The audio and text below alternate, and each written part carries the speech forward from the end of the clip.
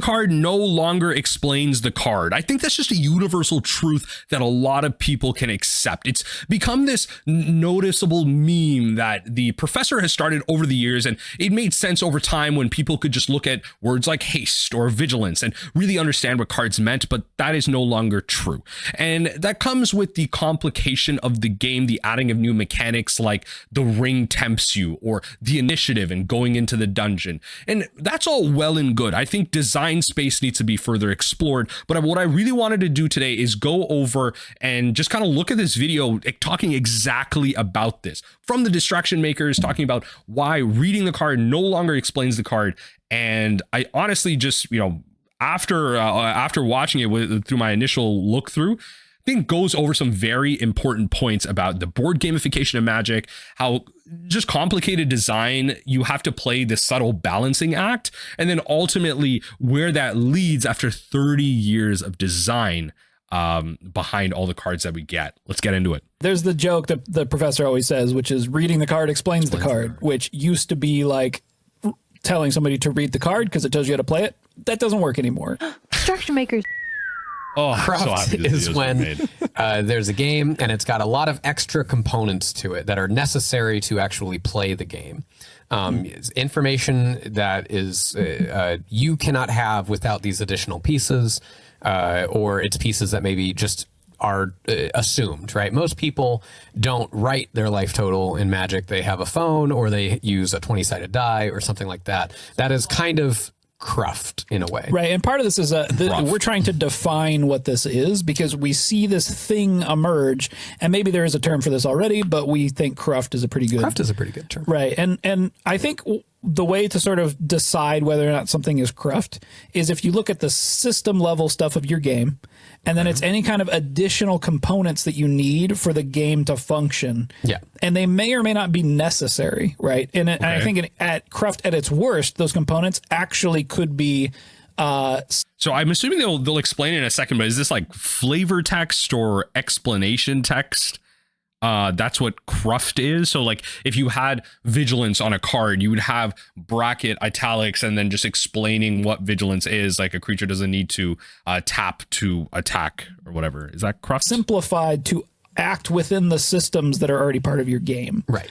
Magic has in recent years added a lot of extra components to the game. A lot of abilities. You have things like venture into the dungeon. You have the ring tempts you. You have monarch. You have all of these, which like generally like make the game feel like a board game. I've said this a couple of times, and I think a lot of creators have said this as well. Magic really, in so many ways, especially in like eternal formats where a lot of this is legal, just feels like a complicated board game. Like you're playing this card game, and then all of a sudden your opponent goes like land, ritual, card ventures into the dungeon, and you're like, this is my hyper initiative deck, and you're like, what?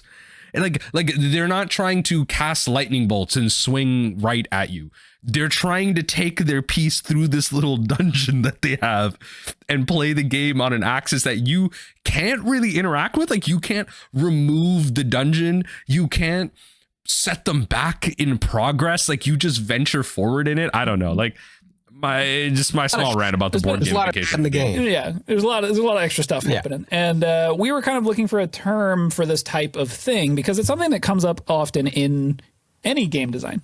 Yeah, and I think what happens is you're for Magic, it's because like they're looking for new design space, right? Like you right. At some point are sort of constrained by just the boundaries of the game, and so moving outside of those boundaries is something that will inevitably happen. But Magic's been around for, you know. And so this is essentially not even just the addition of the ring tempts you or the dungeon mechanic, but this is also the exploration of different zones. So having exile be more interactable, more things entering exile, that being a good thing, that being a safe place, or like the command zone in Commander having ways to ninjutsu out of, ways to cheat commanders out of that. Like it's the exploration of interaction of these different zones to push the limits. And ultimately you start creating different zones, which are again, the initiative and things like that, or just these outside mechanics like the ring tempts you, this kind of like token that you can't remove, which is kind of like experience counters when those came to Commander.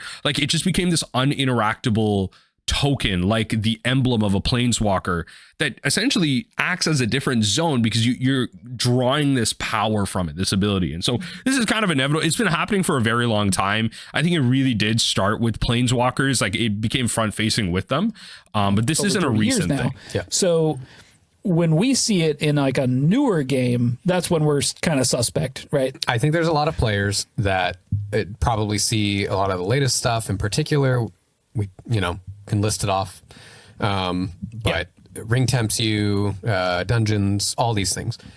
Excuse me.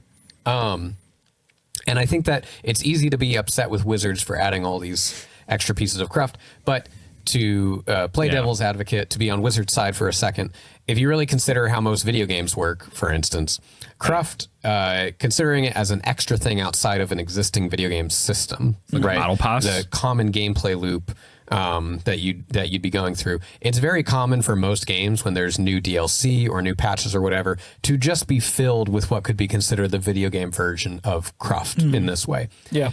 The fact that Magic has been going for 30 years and we're just now kind of being like, it's a bit much, guys, is insane. I will say, though, this is kind of just like an extension of video games in general, where so I was recently watching this video on this game called Splitgate. So for many of you that may not play first person shooters, you might be more recognizable, like you might recognize Halo more just as an IP.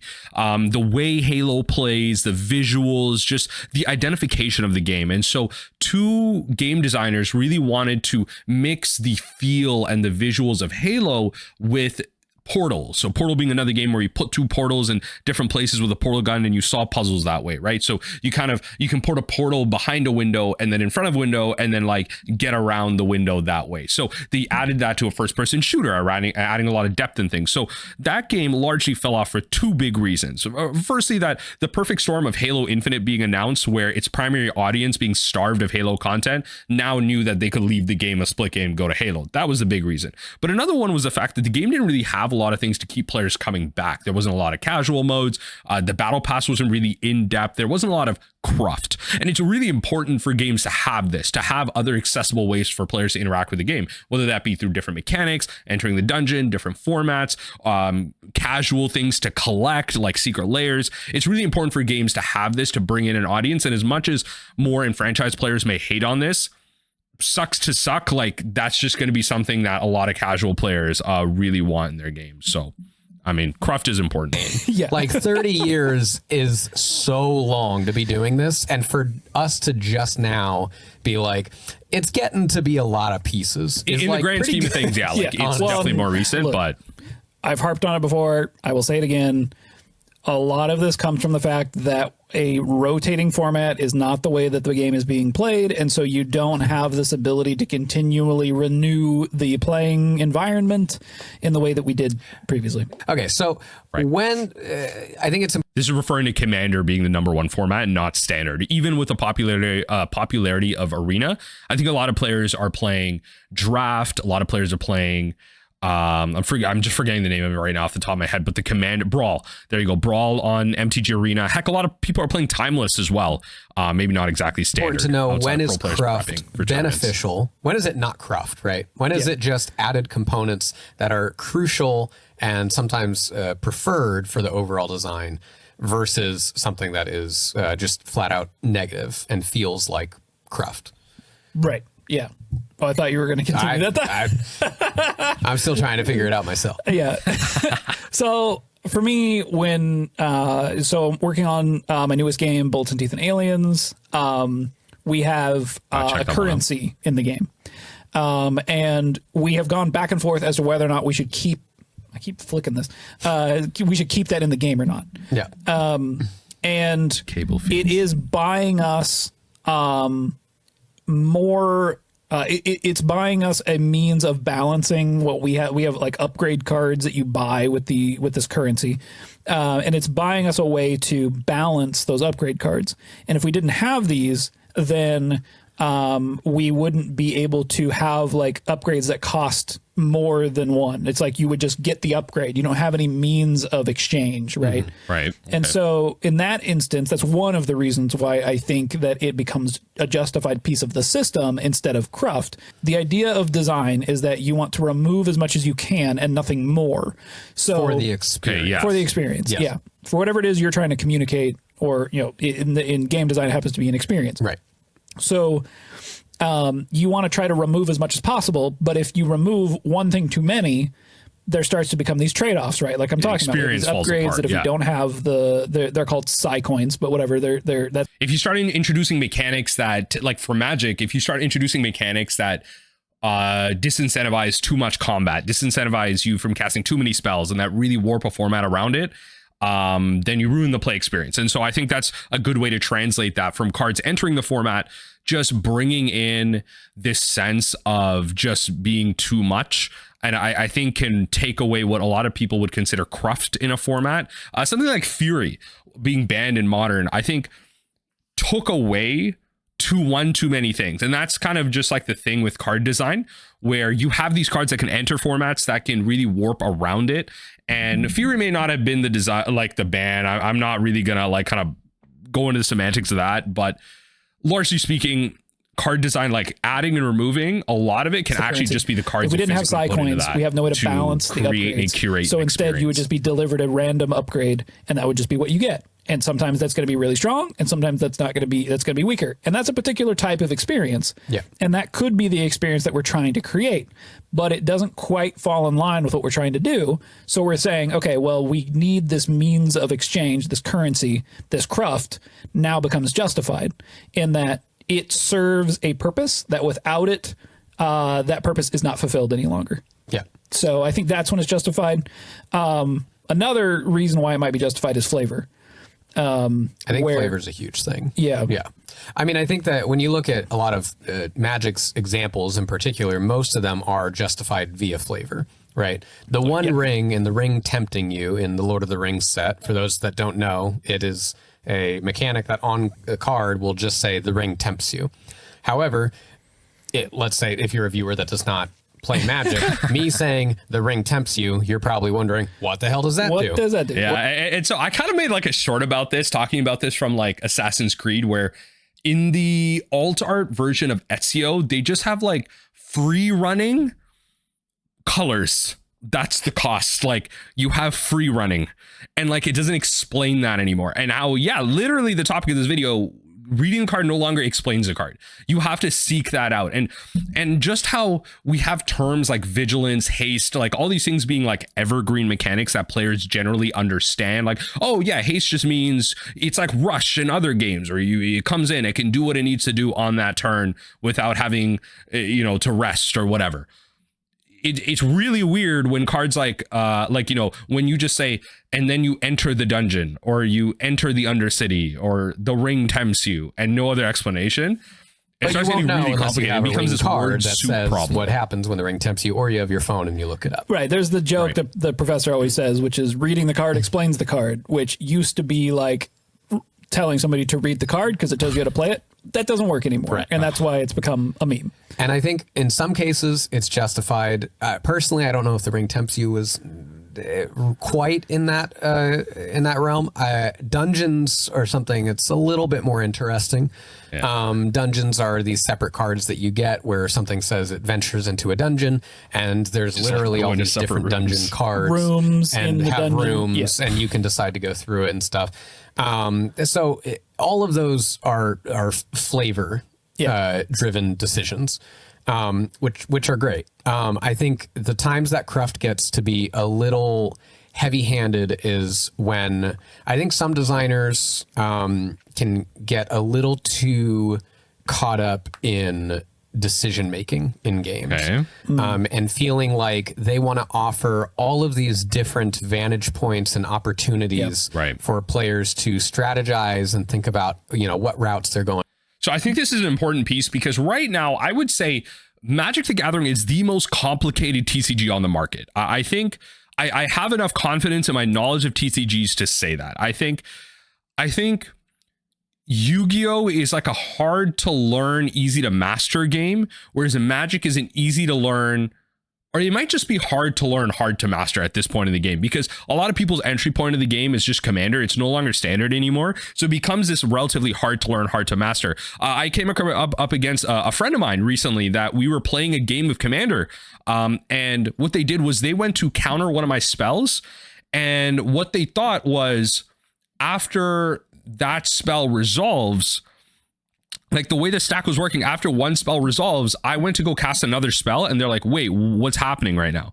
And I'm like, well, one spell resolved, we each get priority, so I get to cast another spell. And they were confused because on Arena, once you let the stack resolve, unless you're in full control, the whole stack will just resolve. They didn't understand that you gain priority at each point in this circle here, right? Like this circle of stack. So one spell resolves, each player gets priority. One spell resolves, each player gets priority. And that just goes until things resolve. So the way they were planning this out, they're like, oh, I can just count this one spell and the rest of my stack resolves. No. I can then let this spell resolve, gain an advantage from it, and then cast another spell on top of the stack and keep going. And so these type of decision points that you introduce in Magic is kind of built in, and you can't really take it away. It's a feature of the game. And I think a lot of games right now are avoiding this. Like you have the One Piece TCG, you have Lorcana, where you don't have instant speed interaction. One Piece, you can kind of do a bunch of things on your turn in any order, but there isn't a lot of instant speed stuff. So they're trying to remove a lot of the intricacies of it to make the onboarding a lot easier. And I think that we see that as a trend in a lot of new TCGs. How they're going to win. Right. And I think in doing so, you can find a lot of games that end up having a lot of extra components. Your possibility space ends up growing based on components, especially like board rather games and than stuff. the A lot of people like Euro-centric board games with decisions. And I think that is... Like not everything needs to be Terraforming Mars. Shout out to that, one of my favorite board games of all time. I will always jam a game of Terraforming Mars, but not everything needs to be like some type of Euro-light game where like that's like the brand of the board game where like the style, I should say, where it's very in-depth. There might be engine building, there might be cards, there might be different actions that you can take, and like it's intricate. It takes like 60 to 80 minutes to finish one game. Like not everything needs to be that. Some games can just be Ticket to Ride. Foundational to game design is understanding that you don't necessarily need to add more components. You might need to look at your systems level and say, okay, how can I get these components that I currently have to have more vectors of interaction? Right. And there's tons of games that do this in a very streamlined way. And in fact, I think my favorite example of a game that does this in a very, very streamlined way is Carcassonne. Yeah. Carcassonne is a fantastic example of a game that has the minimal amount of craft. One of my wife and I's favorite. Very streamlined, very simplified game, but has a lot of strategy and decision making in each action that you do. Especially once you start adding expansions. I highly recommend it to anyone that's interested in design in general. I think flavor-wise, there's stuff to be desired. From a gameplay perspective, it's a really easy game to learn too. Right. I highly recommend it. And I do think that, we're talking about flavor and Cruft bringing in a level of flavor potentially justifying its existence. That's like games that sort of purely become like a system expression. That's kind of the thing I think you're hitting on with Carcassonne is that it doesn't, Carcassonne like doesn't really feel like you're doing much of anything. You're sort of drawing tiles and then placing them, and like what is that? Like what are you doing? I guess you're like exploring a territory, and like that's representational of it. But like sometimes in order to get rid of the cruft, you end up abstracting an experience so far that it doesn't really evoke the feeling that you're necessarily trying to achieve. Yes. And in fact, we talk all the time about Everdell. Yeah. Everdell is a game that, in my opinion, like the way that I design game I've always wanted to play. It's a little too heavy on craft. I think it's got a lot of components, a lot of moving pieces. But the thing that everyone always talks about when they play Everdell is how great the little pieces are. Yeah. It's a game that does not necessarily need to have these little... Have you ever noticed, like for all my board game people in the comment, let me know in the comment section down below if you're this far in the video and you're kind of a board game enthusiast. Have you ever noticed on like newer board games and Kickstarter board games, especially crowdfunded board games, that a lot of them really push the angle of, meeples and like the upgrades being more tactile or 3D pieces? People really like things that they can feel and see and just really interact with. And that's why you have pieces like this. Like I have like a couple of these games that are really just like card games or draft games, but like they have these components that are very like you can touch and feel, and it's like very nice to have, and it's very pretty to look at. And I think that's Cruft, and a lot of people enjoy it. It's necessary, but it's like I think board games have a real focus on that these days. But what's so funny is that looking it up, it doesn't. Like in most other games, you can look it up and see, oh, that's what those little pieces are. Yeah. But in Everdell, like it's all tangible. Everything has a different like material. So like the berries are like little and squishy and rubbery, and everything just feels really good. So good to use it, and it matches the theme, which is cutesy woodland creatures. I think another example of that is Flamecraft. In that Flamecraft is a game that I think a lot of people really, really enjoy, and flavor wise, the components. Really pretty. Wow. You have to see, you have to do this with a straight face. So some people really enjoy Flamecraft. The components in Flamecraft are very cute. Small side note, I have this Kickstarter game. I think it might be in markets as well. It's like Dim Sum something or whatever. It's like this kind of collection building like game, but you have like a physical component of like a dim sum, like a wooden steam tray. And I have like the upgrade kit with like these squishy little like dim sum, and it's just cute and so tactile. One of the reasons I got the game, so I'm completely falling for that. With stuff everything like that. else. Is very true. Everything feels very cohesive in that way. That I think is what is most attractive to people that end up playing that game in particular. And so I do think it is a big balance, because Flamecraft is like it's a big game. There's a lot of components to it. Yeah. Everdell also, it's a smaller game than Flamecraft, but it's still got a lot of components to it. But I think that it is up to the designer to justify like what is worth having these added components, and does that actually add to the overall experience of this game. Right. So much of this does have to do with target audience. And I think one of the reasons why Magic might be venturing into this space a little bit more is because the Commander starts to hit into a board game audience, right? I feel like Commander starts to bridge that gap a bit.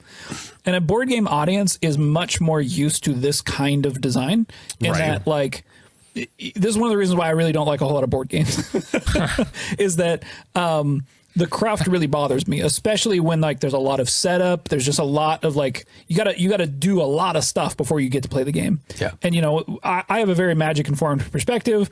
My setup is I want to sit down, shuffle my deck, and start playing. Right. Like, okay. Yeah. And to know, I'm definitely more on the side of like, as the person that's grown up being the teacher of many board games, I've dealt with a lot of adversity around, that whole meme about, a lot of people just don't even want to think. They're like, this is too complicated. Let's just have a drink. Let's just hang out. Like, I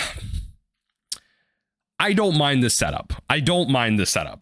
Oh, that you can get such a fulfilling experience out of just that makes me go, why would I want to spend, a half an hour setting up a game to play it for an hour when I can spend 3 minutes setting up, shuffling my deck and playing a game of Magic. So, right. It's interesting. I do think that.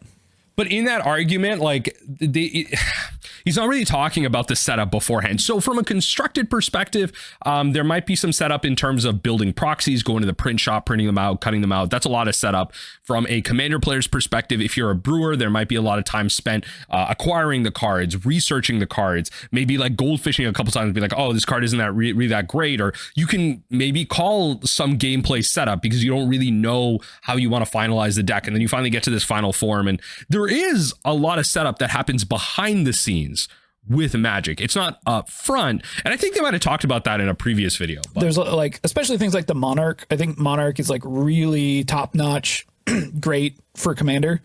Yes. It is a commander driven design. Right. So, and it came from another Richard Garfield game, vampire game. I can't remember. Vampire something. Bloodlines. That sounds right. Something. I don't know. I'll put it up on the screen or whatever. But yeah, it came from another game that Richard Garfield designed, or at least worked on. Especially in Magic, I think that venturing too far into this territory has some sort of extra consequences that doesn't necessarily happen. Like other games don't have it quite as much. I think Magic in general, don't get me wrong, Magic has a lot more room to sort of absorb this kind of stuff because it has so little at its base systems. Yeah.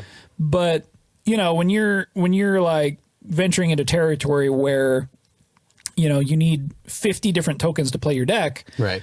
You can make that choice as a player, I guess, but you're trying to play a game of Commander, and somebody has their Venture in the Dungeon deck, somebody has their Lord of the Rings deck, somebody has their Monarch deck, somebody has and the fact that all these mechanics come together. All of these, right? One deck. This could. I've done something like this before, and we've essentially called the pod board game night.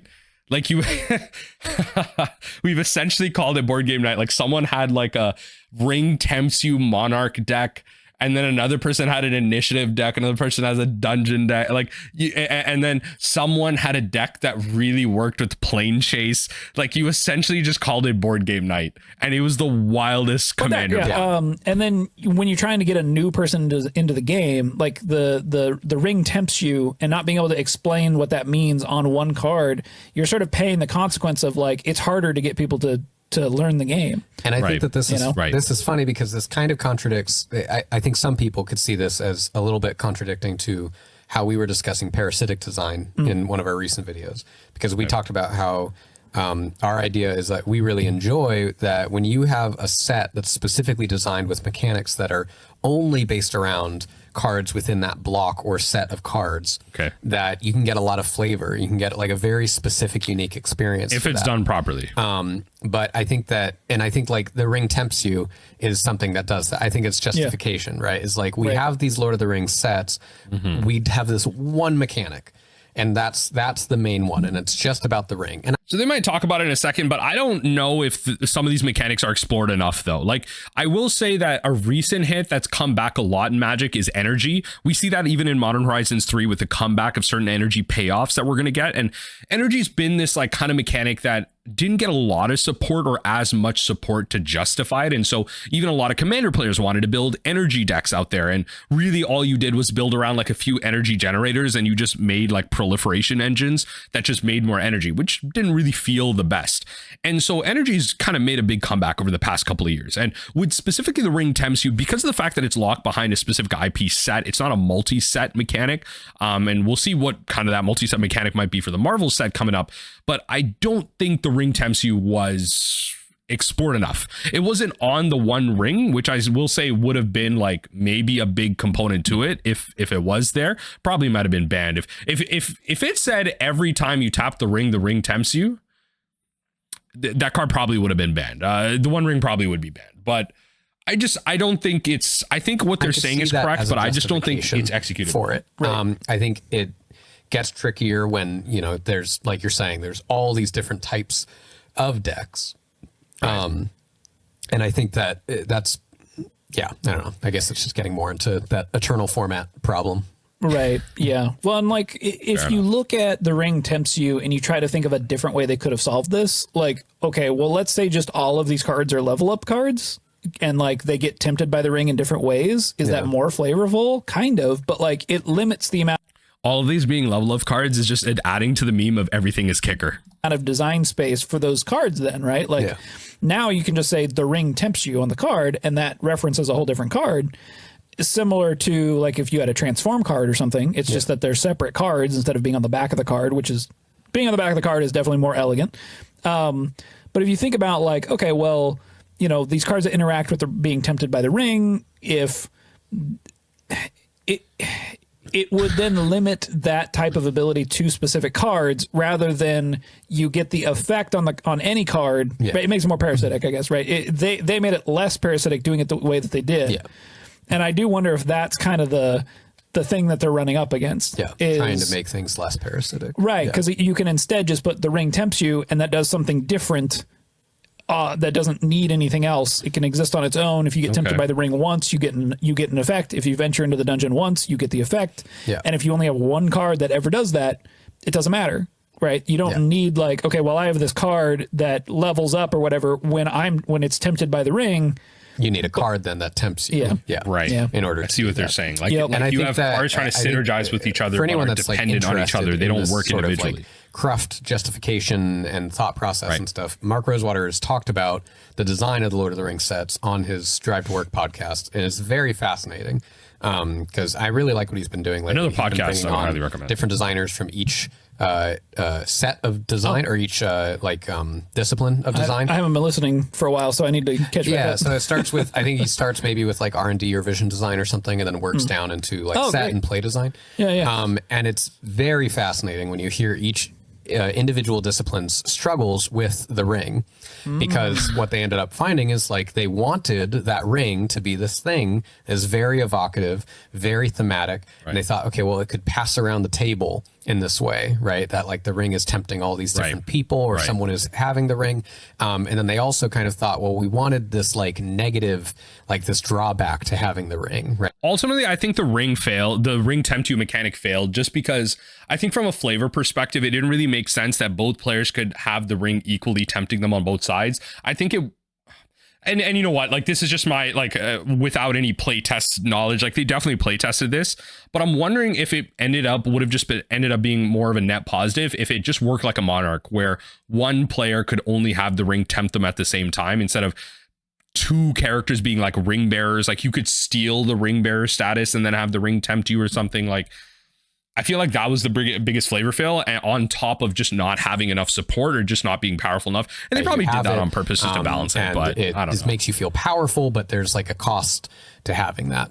And that caused issues in like play design, because suddenly you have this negative interaction and now no one wants to play it. Like no one wants to use it if it's too difficult. So there's a lot of nuance and a lot of justification, and it's very difficult to design for things like this. But I think taking the amount of care and consideration that Magic did with something as simple as this one mechanic for this double set that they have is what you should be doing for every bit of cruft, right? Yeah, or every added component in your game if you're designing it, right? Yeah, and definitely. Really taking a hard look at like, well, if this is the beginning of the game, right? This is the least complex the game will ever be. Yeah.